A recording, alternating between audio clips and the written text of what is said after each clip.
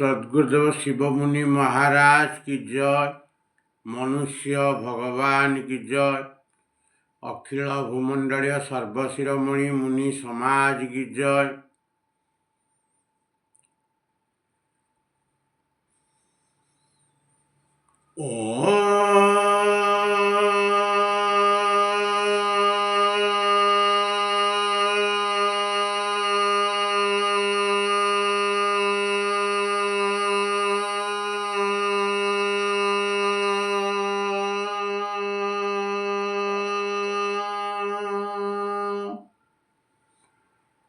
आज सर्वप्रथमे आत्मदेवंकर स्तुति करी आत्मज्ञान विषय किछि कहिबाकू जाउछि। तत्संगे संगे समस्त मुनि मुनिमती ओ जिज्ञासु जनता जनार्दन को मोर सत्प्रेम जयची। आज आम मुनि समाजर साधनर महत्व विषय आलोचना करिबा। एही साधन द्वारा किभଳି भावरे आमर लाभ हुए सही कथा आम आलोचना करिबा। जेपरी बोतल को सफा करिया को बोतल रे गरम पानी पुराई ताकू बारंबार तल ऊपर घुराई बोतल को समस्ते सफा करती। ठीक सेहीपरि प्रत्येक अंग, प्रत्येक जोड़, प्रत्येक गंठी, प्रत्येक संधि और प्रत्येक अवयव गुड़िकरे गरम रक्त बारंबार तल ऊपर ओ एपट सेपट घुराई समग्र शरीर को मुनि समाज सभ्य माने साधन द्वारा स्वच्छ कर दियंती। जेपरी जेउठिकार राजा गवर्नर बा मिनिस्टर जदि निज राज्यर कौनसी सहर को देखा जाती तो सही सहर को सफा सुतुरा और स्वच्छ करी सफा करा जाए। सेहीपरि शरीरर अंग प्रत्यंग ओ अणु प्रत्यणु गुड़िकरे शरीरर मालिक मनोमय आत्मा बा जीव को बुलाइवा ओ घुराइवा द्वारा समग्र शरीर निर्विकार और सफा हो जाए। कारखाना रे मालिक बुलिबारे जेपरी श्रमिक माने ठीक भावे काम करिया को लागंती सेहीपरि शरीर भितरे आत्मा को घुराइले शरीर रक्षक और काम करुवा अणु तथा अवयव आलस्य छाड़ी ठीक ठीक काम करिया को लागंती। यही साधन को चक्रभेदन योग कहती।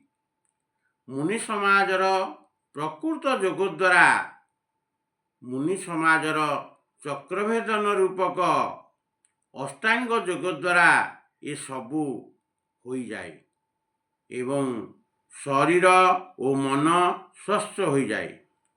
यह द्वारा बहुत लाभ मुनि समाज सभ्य और जो माने खांटी जोगी मानकू ताहा मिले बा मिलुछि। तेणु सबुदिन करने को हेबो।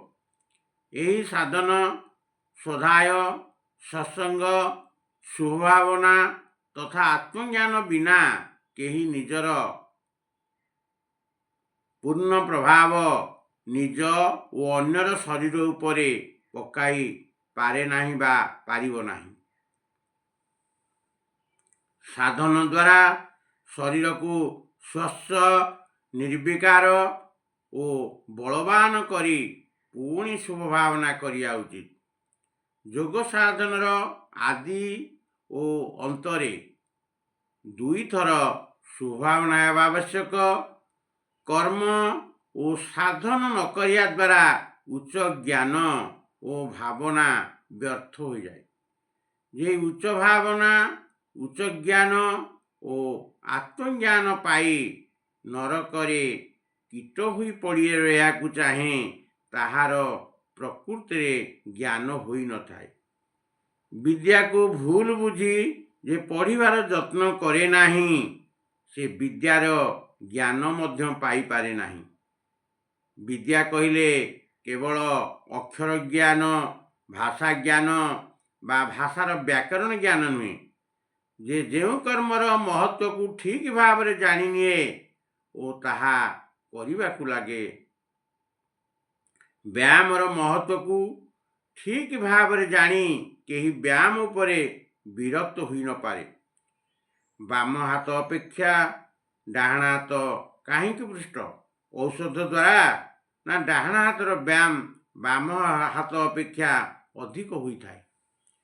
ଖାଇବା, ଲେଖିବା ସମୟରେ ଲାଠି, ଖଣ୍ଡା, ଛୁରୀ, ଦା, ମୁଦ୍ଗର ଚଳାଇବା ସମୟରେ ତଥା ଅନେକ କାମ କରିବା ସମୟରେ ଡାହାଣ ହାତର ବିଶେଷ ଉପଯୋଗ ହୋଇ ତାହାର ବ୍ୟାୟାମ ଅଧିକ ହୋଇଥାଏ।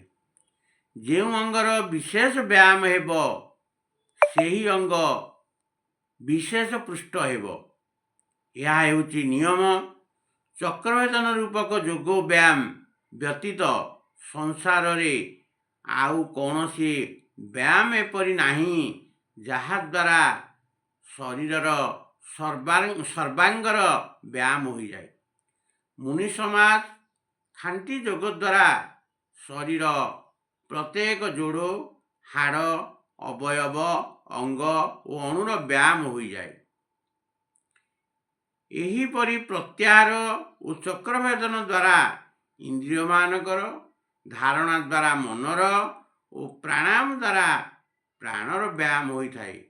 ଏହି ଯୋଗ ମୁନି ସମାଜ ଯୋଗ ଶିକ୍ଷକଙ୍କ ଆଗରେ ବସି ଶିଖି ନେବା ଉଚିତ ବା ଶିକ୍ଷା ଦିଆଯାଏ। ମୁନି ସମାଜ ବ୍ୟତୀତ ଯେପରି ଅନ୍ୟମାନେ ପ୍ରାଣାୟାମ କରୁଛନ୍ତି, ତାହା ଭୁଲ ଏବଂ ନିଜ ପାଇଁ ହାନିକାରକ। ମୁନି ସମାଜ ପ୍ରାଣାୟାମର ବିଜ୍ଞାନ ଓ ସଠିକ୍ ଉପାୟ ବତାଇ ଦିଏ। ଏହା ବତାଇବାକୁ 3 ଘଣ୍ଟା ସମୟ ଲାଗେ ଓ ଶିକ୍ଷା କଲା ପରେ ବା ଶିକ୍ଷା କରିସାରିବା ପରେ ପ୍ରତ୍ୟେକ ବିଦ୍ୱାନ ଜାଣି କହିବେ ଯେ ଏହା ପ୍ରାଣାୟାମର ହେଉଛି ଠିକ୍ ପଦ୍ଧତି। ପ୍ରଥମେ ଚକ୍ରଭେଦନ, ଯୋଗ ବ୍ୟାୟାମ, ପ୍ରାଣାୟାମ, ଶୁଭଭାବନା ଓ ସମାଧିର ବିଜ୍ଞାନ ବତାଇ ତାହାର ସାଧନ ତାପରେ ବତାଯାଏ। ଏହା ଶୁଣି ଶିକ୍ଷା କରି ପ୍ରତ୍ୟେକ ସାଧକ ମୁକ୍ତ କଣ୍ଠରେ କହିବେ, ଏହା ହେଉଛି ପ୍ରକୃତ ଯୋଗ ଓ ବ୍ୟାୟାମ ଓ ଚକ୍ରଭେଦନ, ପ୍ରାଣାୟାମ ଓ ସମାଧି ସବୁ ପ୍ରକୃତ ଅଟେ।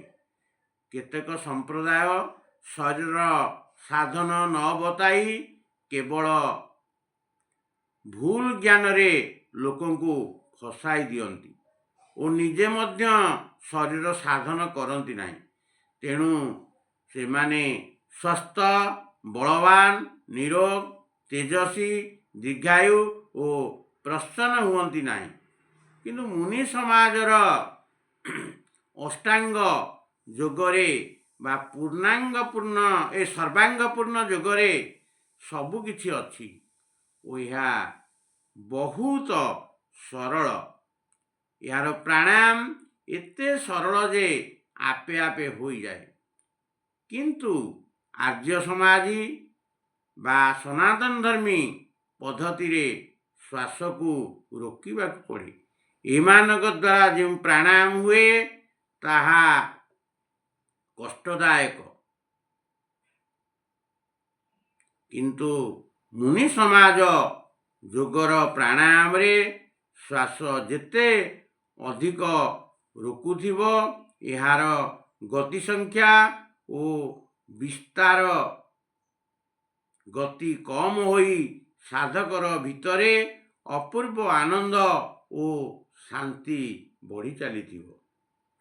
ପ୍ରାଣର ଏହି ବ୍ୟାୟାମ ଓ ପ୍ରାଣାୟାମ ଦ୍ୱାରା ପ୍ରାଣ ସବଳ ହୁଏ ଓ ଆରାମ ମିଳେ।